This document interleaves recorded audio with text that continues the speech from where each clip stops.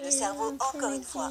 9 devinettes que seules les personnes au QI élevé pourront résoudre. Quiz de sympa. Peut-être qu'un jour, Alors nous on va ferons une écouter vidéo et on va devinettes essayer pour de les nuls. répondre Mais ensemble. pour le moment, es-tu prêt pour une nouvelle ration de devinettes incroyables à résoudre et pour lesquelles tu devras mettre en pratique toute capacité de logique et de détective? C'est un challenge difficile, mais si tu es partant, commençons maintenant. Après chaque énigme, tu auras 20 secondes pour trouver une solution. Cependant, si tu as besoin de plus de temps, ne sois pas timide. Mets la vidéo sur pause. Devinette numéro 1. Ta mission est la suivante. Vide une bouteille de lait et une bouteille d'eau dans un bol. Oh mais attends, tu ne pensais tout de même pas que ce serait si simple, si?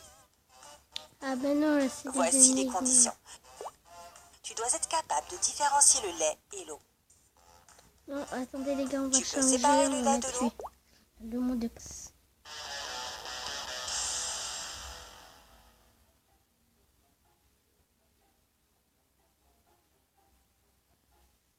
5 énigmes que seules les personnes qui ont de l'argent ont présumé terroristes. Une fois après avoir obtenu ce qu'il avait demandé, il a laissé les passagers par une nouvelle vidéo. Voilà, c'est bon. Et c'est parti pour l'énigme numéro 1, un criminel malin. Une Le criminelle 24 novembre 1971, un homme se faisant appeler Dan Cooper a acheté un billet d'avion pour Seattle. Peu après le décollage du gros porteur 727, Cooper a montré son sac aux hôtesses de l'air affirmant qu'il y avait une bombe à l'intérieur et qu'il était en train de détourner l'avion.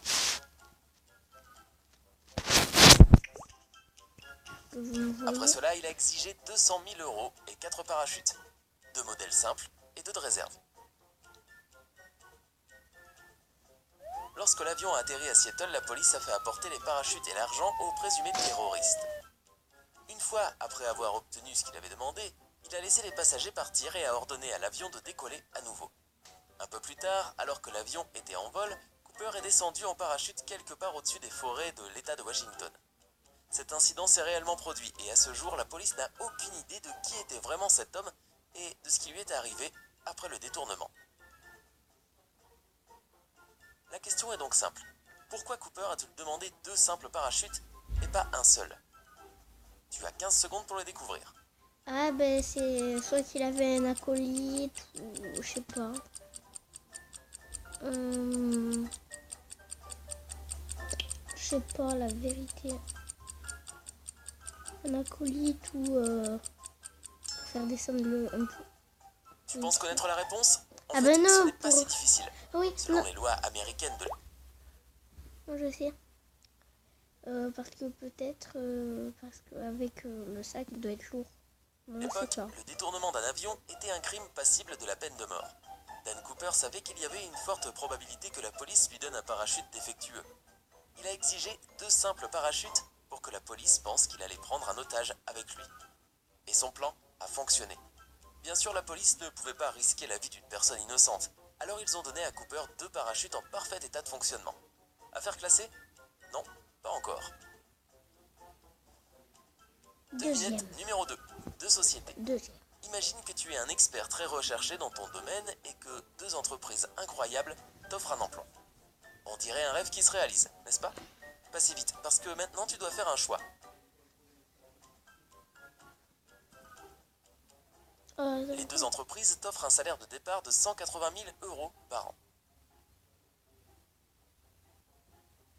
Cependant, si tout va bien, la première compagnie est prête à te donner une augmentation de 20 000 € chaque année. La deuxième compagnie te donnera une augmentation de 5 000 € tous les 6 mois. Quelle offre choisirais-tu? Tu as 15 secondes pour poser des options. Les 5000. Attends. Les 5000.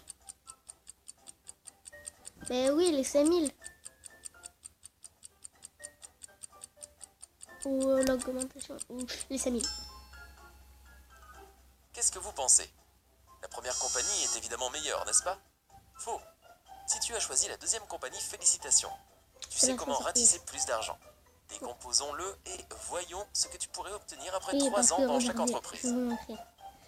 Par mois, ça va être plus rapide. Dans la première entreprise, tu auras 180 000 € après la première année, puis 200 000 € la deuxième année et 220 000 € la troisième année. En additionnant tout cela, on obtient 600 000 € pour 3 ans. maintenant pour la deuxième compagnie. Pendant les 6 premiers mois, tu obtiendras 90 000 euros. Ensuite, tu auras 95 000 euros pour le second semestre de la première année. La première moitié de la deuxième année te rapportera 100 000 euros et la deuxième moitié 105 000 euros. Enfin, tu recevras 110 000 euros pour le premier semestre de la troisième année et 115 000 euros pour le second semestre. Additionne le tout et tu auras 615 000 euros. Dans ce cas, ta pensée originale t'a donné 15 000 euros de plus par année. Joli. Devinette 3, un boulanger intelligent. Ah, Cette histoire s'est passée il y a longtemps, avant que nous ayons tous les moyens modernes tels que l'électricité et les gadgets. Un boulanger a décidé de faire un gâteau pour l'anniversaire de sa fille. Selon la recette, il doit rester au four pendant exactement 15 minutes. Mais voici le piège. L'ancienne horloge du boulanger s'est cassée, et il n'a pas eu le temps d'en trouver une nouvelle. Sa fille serait à la maison dans une demi-heure, et il voulait la surprendre avec son beau gâteau fait maison. Il n'avait que 2 sabliers, l'un pour 7 minutes et l'autre pour 11 minutes. Le boulanger était un homme très intelligent et a quand même réussi à faire l'un des gâteaux les plus délicieux de tous les temps.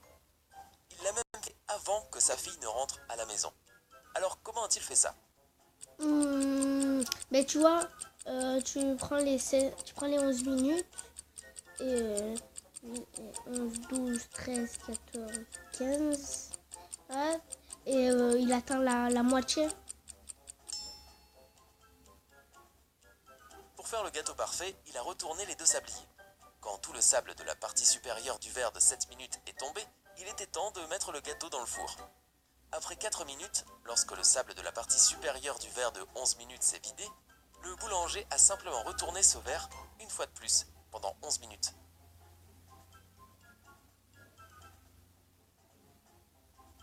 « 4 minutes sur le premier sablier et 11 sur le second fait les 15 minutes dont il avait besoin. Tu vois? Facile, comme une tarte. Oups, je veux dire, un morceau de gâteau. Pour faire le gâteau parfait, il avait 2 sabliers, l'un de 7 minutes et l'autre de 4 minutes. Mais c'est bon.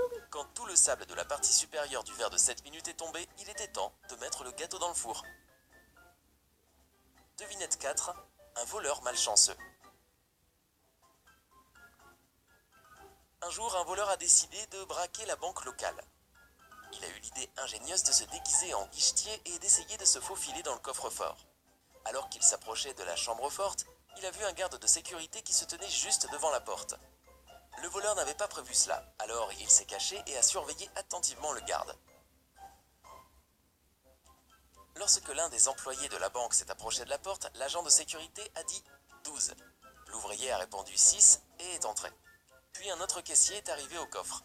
Lorsque le gardien de sécurité a dit 6, la personne a répondu 3 et a obtenu l'accès.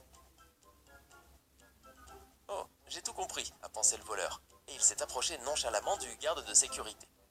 Quand le gardien a dit 10, le voleur a répondu 5 en toute confiance. Il a été arrêté immédiatement. Alors, pourquoi la réponse du voleur était-elle fausse? Et qu'aurait-il dû répondre à la place? Tes 15 secondes 6, commencent 3. maintenant.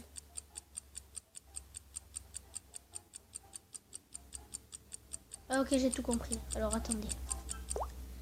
Il va falloir que...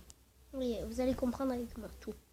En fait, vous voyez, 6, la moitié, c'est 3, on est d'accord. Mais en fait, hein, il a dit 10, eh ben, c'était 5. Mais dans 6, il y a 3 lettres. Alors, tu vois, il aurait dû dire 3. Trop difficile, bon, on va voir.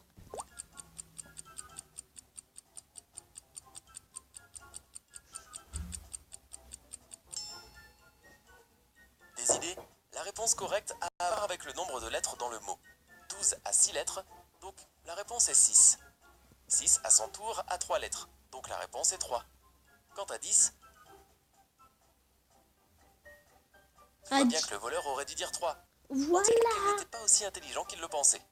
Encore une fois, le crime ne paie pas.